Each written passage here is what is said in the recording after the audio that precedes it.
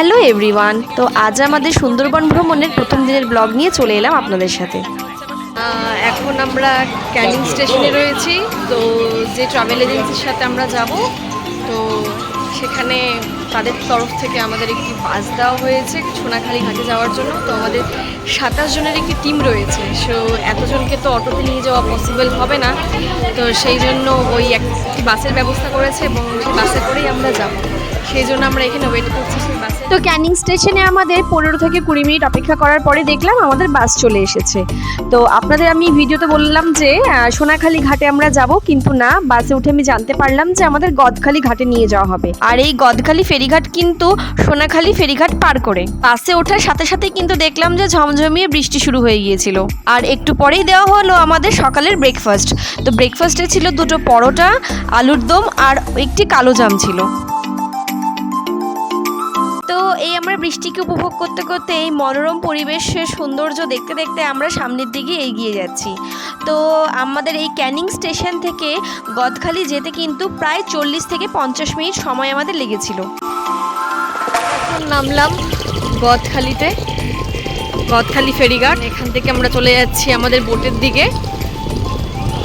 এই যে আগে আগে সবাই রয়েছে। ঝিরিঝিরি বৃষ্টি হচ্ছে, আকাশ পুরো মেঘলা, মাঝে মাঝে বৃষ্টি পড়ছে, আবার পরক্ষণে রোদ, আবার বৃষ্টি। এখন যেমন ঝিরিঝিরি পড়ছে বৃষ্টি, বোঝা যাচ্ছে না হয়তো। এই যে গদখালি রোরো জেটি, কি অন্ধকার আসবে, ঝড় ঝড়। এই ফেরিঘাট বরাবর হাঁটতে হাঁটতে দেখলাম ঝিরিঝিরি বৃষ্টি শুরু হয়ে গেছে। তো বোটে ওঠার সাথে সাথে দেখলাম মুষলধারে একদম বৃষ্টির সাথে হাওয়াও ছিল, ঝোড়ো হাওয়া। তো এক প্রকার ঝড়ই বলতে পারেন, বলতে পারেন কোনো ক্রমে আমরা তাড়াহুড়ো করে বোটে উঠে পড়েছিলাম। তো আপনাদের বলে রাখি, আমাদের বোটটির নাম কিন্তু ছিল আপনজন। তো আজ থেকে আগামী 2 দিনের জন্য এই সারাদিনের সঙ্গী কিন্তু ছিল আমাদের এই আপনজনই।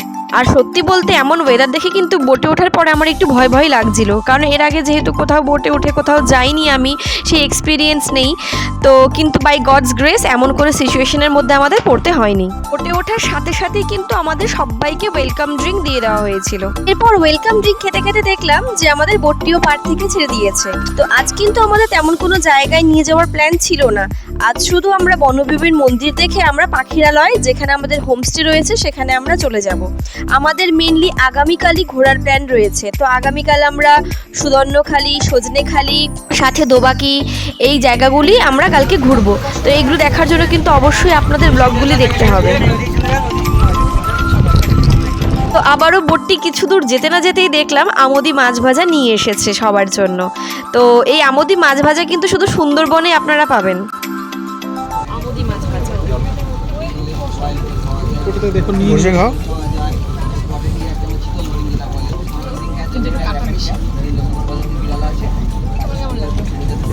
বেশ ভালো লাগে, আর একটু দিলে ভালো হতো। সুন্দরবনেই পাওয়া যায় আমোদি মাছ ভাজা।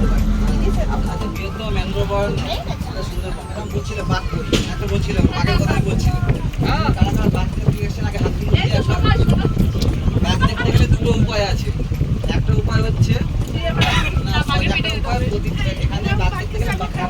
আপনাদের আইডি ডিপার্টমেন্ট আছে, আপনার আইডি ফলো করছি, তাহলে বাকিও ফলো করতে হবে। বাকি ফলো করতে গেলে 1 থেকে 2 দিন এরকম হবে না, 3 থেকে 4 দিন 5 দিন সময় লাগবে। এবার যে আপনাদের ট্রেন হবে সকালবেলা। তো বসে বসে আমোদি মাছ ভাজা খেতে খেতে দেখলাম যে ওয়েদারটি কিন্তু অনেকটা বেটার হচ্ছে, বৃষ্টির পরিমাণটা বেশ কমে এসেছে অনেকটাই। আর ধীরে ধীরে আমরা এইভাবেই আরও সুন্দরবন জঙ্গলের ভেতরের দিকে প্রবেশ করছি। আর এই বোটের জার্নিটি কিন্তু আপনাদের সারাদিনের জার্নি। ধরুন সকাল 9টা থেকে এই জার্নিটি শুরু হয়ে যায় এবং সেই বিকাল 5টা, 5:30 পর্যন্ত জার্নিটি চলে।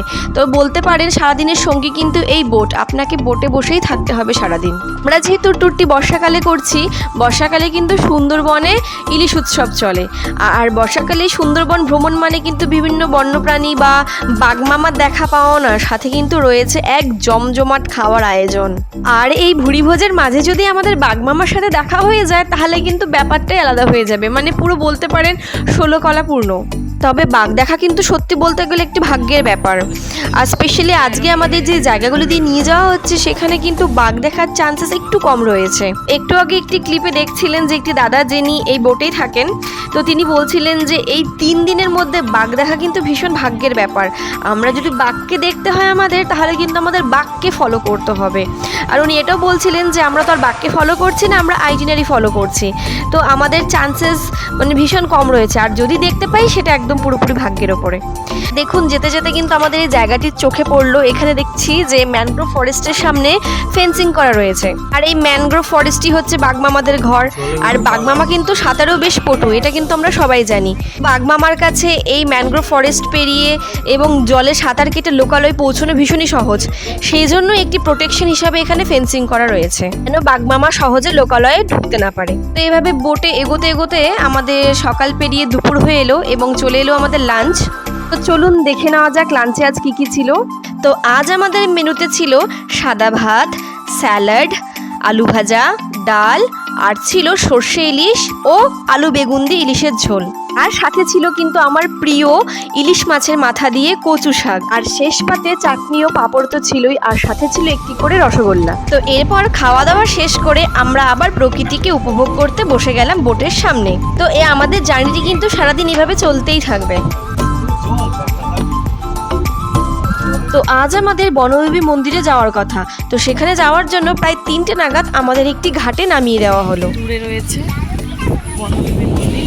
আরেকটি ইন্টারেস্টিং ব্যাপার আপনারা জানেন, এই বনদেবীর পুজো কিন্তু সুন্দরবন অঞ্চলে জাতি ধর্ম নির্বিশেষেই করা হয়, অর্থাৎ হিন্দু মুসলিম উভয় জাতি কিন্তু এই পুজো করেন। তো সুন্দরবন অঞ্চলের মানুষেরা কিন্তু জঙ্গলে যখন মাছ শিকার করতে যায় বা মধু বা কাঠ সংগ্রহ করতে যায়, তার আগে কিন্তু তারা এই বনদেবীর মন্দিরে পুজো দিয়ে তারপরে জঙ্গলে প্রবেশ করে। সুন্দরবন অঞ্চলের মানুষের বিশ্বাস রয়েছে যে এই বনদেবী দেবী কিন্তু তাদের বিভিন্ন বিপদের হাত থেকে তাদের জঙ্গলে রক্ষা করবে, অর্থাৎ বাঘের হাত থেকে তাদের রক্ষা করবে। প্রতি বছর পয়লা মাঘ অর্থাৎ জানুয়ারি মাসের মাঝামাঝিতে অথবা বৈশাখ মাসের শেষ মঙ্গলবারে কিন্তু সুন্দরবনে বিভিন্ন বনদেবীর মন্দিরে বাৎসরিক পুজো বা উৎসবের আয়োজন করা হয়। তো মন্দিরে প্রবেশ করার পরই দেখলাম প্রথমের ঘরটিতে রয়েছে মহাদেবের মন্দির, আর তার পরের কক্ষটিতেই রয়েছে মা বনদেবী দেবীর মূর্তি। তো এখানে দেখুন মা বনদেবী দেবীর মূর্তি এবং এখানে একটি বাঘেরও মূর্তি রাখা ছিল, সেখানেও পুজো করা হয়েছে দেখলাম। আর মা বনদেবীর মূর্তির পরেই ছিল একটি কক্ষ, সেখানে রাখা ছিল একটি হনুমানজির মূর্তি।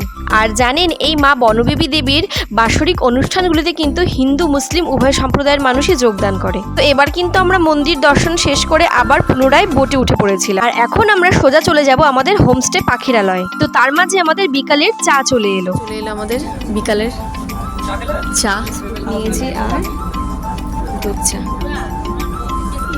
বোট থেকে নামার ঠিক আগেই কিন্তু আমাদের বলে দেওয়া হয়েছিল যে আমাদের হোটেলটির নাম কি। তো হোটেলের দিকে যাওয়ার সময় দেখলাম যে আবার ওয়েদার খারাপ হয়ে গিয়েছে, বিকেলের দিকে আবার ঝিরিঝিরি বৃষ্টি শুরু হয়ে গিয়েছিল। তো দেখতে দেখতে আমরা পাখিরালয়ের ফেরিঘাটের দিকে চলে এলাম। তো এই ঘাটটি যে দেখতে পাচ্ছেন, এখানে কিন্তু আমরা এখন সবাই এক এক করে নেমে পড়বো, তারপর হোটেলের দিকে আমরা রওনা দেব। আমাদের হোটেল দিয়ে দিয়েছে, হোটেলের নাম বাদাবন। তো সেদিকে আমরা যাচ্ছি, বৃষ্টি পড়ছে, এই সাবধানে নেমো কিন্তু। হ্যাঁ, তারপর ধরুন মিনিট 5 হাঁটা পথ ধরে আমরা চলে এলাম আমাদের হোটেলে। দুপাশে কটেজ রয়েছে অনেক, এই যে এই সাইডেও রয়েছে। এখন দেখা যাক আমাদেরটা কোনটা। আচ্ছা, এই যে টাপুর টুপুর যেটা বললে, এই তো আজ আমাদের যে রুম কটেজ, টাপুর টুপুর কটেজ, এটা আমাদের আর এটা দাদাদের। ও আচ্ছা, কটেজের মতন। এই যে আমরা পেয়েছি টাপুর, দাদারা পেয়েছে টুপুর। আমাদের রুমের ভিতরের ভিউ, দাঁড়াও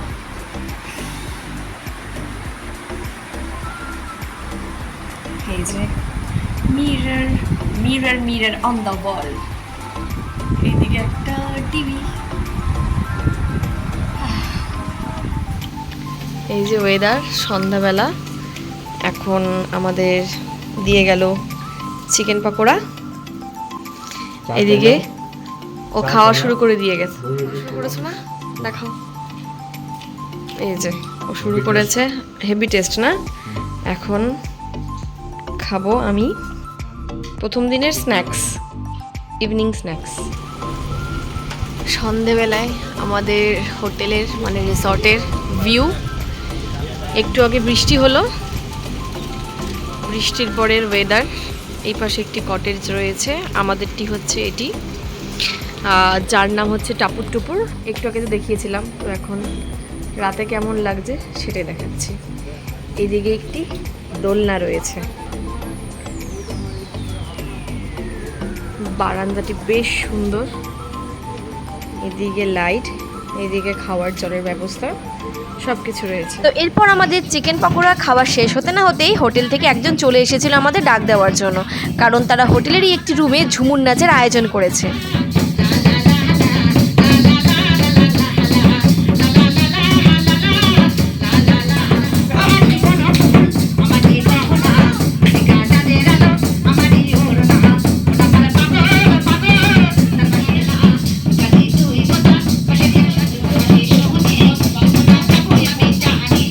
ওনাদের ঝুমুর নাচ শেষের দিকে কিন্তু আমাদের সবাইকে টেনে নিয়ে যাওয়া হয়েছিল তাদের তালে তাল মেলানোর জন্য।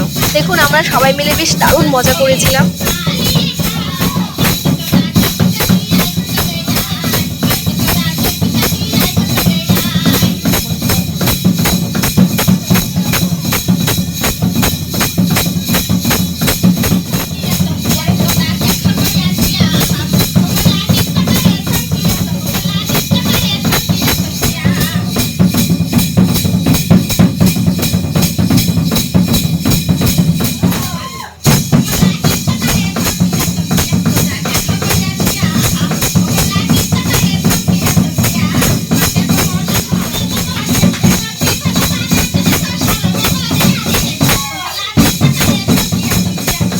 এরপর কিন্তু আমরা ঝুমুর নাচ দেখা শেষ করে সবাই মিলে চলে গিয়েছিলাম পাখিরালয় বাজারে একটু ঘোরার জন্য। এই বাজারটি কিন্তু আমাদের হোটেলের একদম পাশেই ছিল। বাজারে গিয়ে দেখলাম নানা রকমের শোপিসেস, তারপরে হচ্ছে স্পেশালি জুয়েলারি, আরও অনেক কিছু, আর টুকটাক আমরাও কিছু কিনে নিয়েছিলাম। তো এই বাজার থেকে ফিরে প্রায় রাত 10টা নাগাদ আমাদেরকে ডিনার দিয়ে দেওয়া হয়েছিল। আর ডিনারের মেনুতে ছিল কিন্তু স্যালাড, ফ্রাইড রাইস ও চিলি চিকেন। আর আমার হাজবেন্ড আর দাদা কিন্তু এক্সট্রা করে একটি করে রুটি নিয়েছিল। আর খেতে কিন্তু দারুণ হয়েছিল। আমাদের সুন্দরবনে কাটানোর প্রথম দিনটির ব্লগ আপনাদের কেমন লাগলো অবশ্যই জানাবেন। দ্বিতীয় দিনের ব্লগটি নিয়ে অতি শীঘ্রই চলে আসবো। টিল দেন ভালো থাকবেন, সুস্থ থাকবেন।